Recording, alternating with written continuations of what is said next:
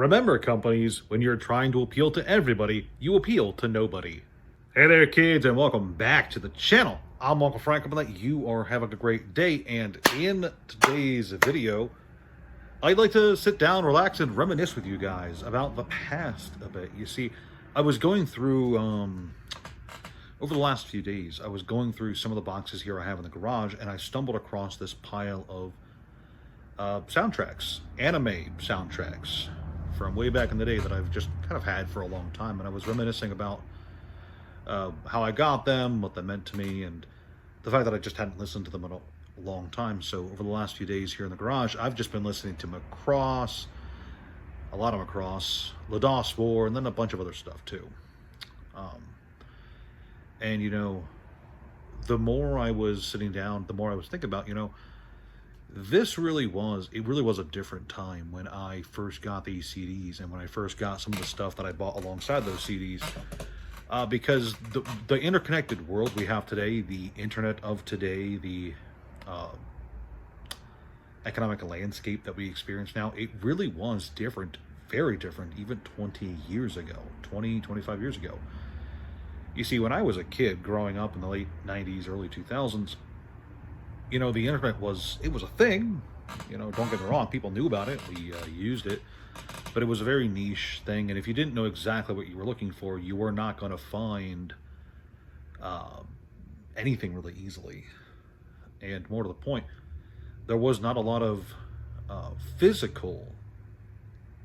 was not a lot of easy access to physical media for anything anything that wasn't really culturally popular. Like if you wanted to find a VHS of Scooby-Doo, for instance, or a VHS of some after-school cartoon, those were relatively easy to find. You knew a guy who knew a guy or something like that, or there was a store that would sell them, or you could order them over the phone. That was a thing. But like if you wanted to watch anime or wanted to engage with Japanese imports in any meaningful way, it was actually quite difficult once upon a time. If it wasn't like Dragon Ball Z or Sailor Moon or something else really popular like that, if your town did not have a store dedicated to bringing over Japanese imports or obscure English dubs, you were kind of out of luck in terms of your selection. You really did have just what was on the TV, what was on the local channels, and what VHS tapes a friend might have had. So I myself personally count myself very lucky that my town had an annual fair. It would be held on the streets of the town, one of the main streets of the town, every, I want to say it was July or August. Like for 10 plus years, this was my and many other people's source of getting a hold of anime CDs, movies, memorabilia, action figures, etc.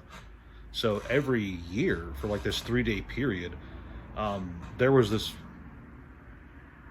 huge fair, this street fair in town, and there was a few stalls that had Japanese stuff, anime, etc. But there was one guy in particular I always remember because his stall was the one that I always went back to year after year.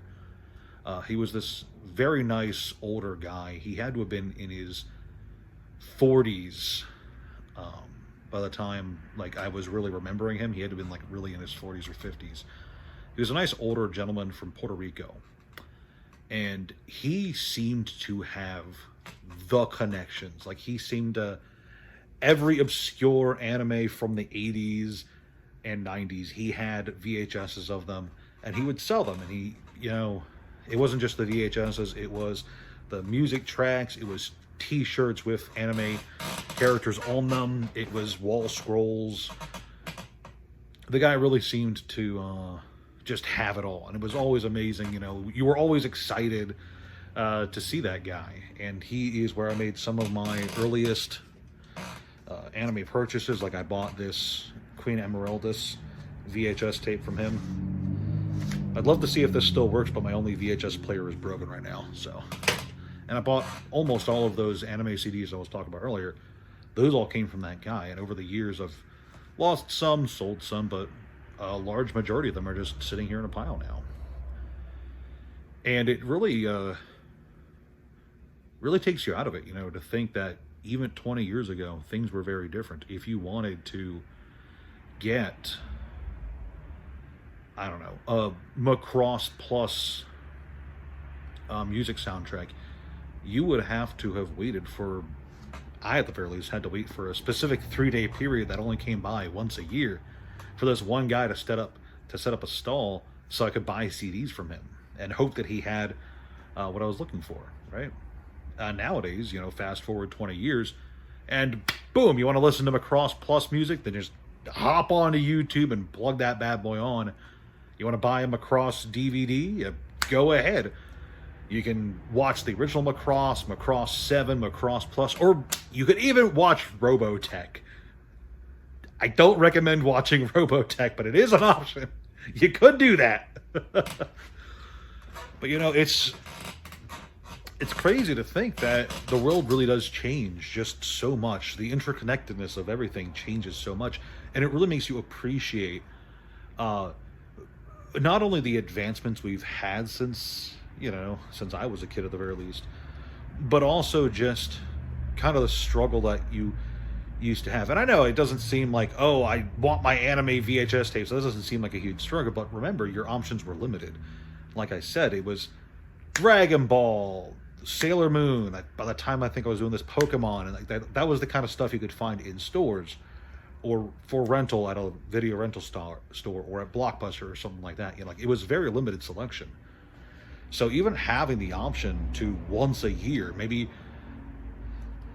maybe finding a larger variety of obscure stuff, that was a pretty big deal. And it makes you really appreciate just how far we've come since then, that we can so easily just acquire almost anything we want, thanks to the gift of the interconnected world. And it's just one of the reasons I think I enjoy the time period we're living in, because I would genuinely hate to have to go back to how it used to be, where, if the video rental store doesn't have it, and it's not a time of year where the fair is open and I can buy some VHS tape from some series I've never heard of, then I have absolutely no access to it. I would hate that. I'm far too comfortable with what we have now. And maybe that's a bad thing, Maybe all this easy access to anything on the planet, maybe it's not a good thing according to some people, but I don't know. I just really appreciate what we got. And I just wanted to share with you guys how things kind of used to be, Once upon a time, if you wanted a Goku action figure and it wasn't one of the ones that was on sale in your local toy store, man, that was a fight. Good luck. And there were so many like fake Chinese action figures too for Dragon Ball. I remember back in the day there were so many at like the flea markets around the area. There were so many like fake Chinese action figures for not just Dragon Ball Z, but for a lot of franchises. But I suppose that's a story for another day. Today I just wanted to reminisce quick about the struggles of a 90s kid trying to get all of his anime. Fun stuff. Anyway, I hope you guys at least enjoyed this little conversation. Please like, share, subscribe, all that jazz. Thank you for watching, and have a great day.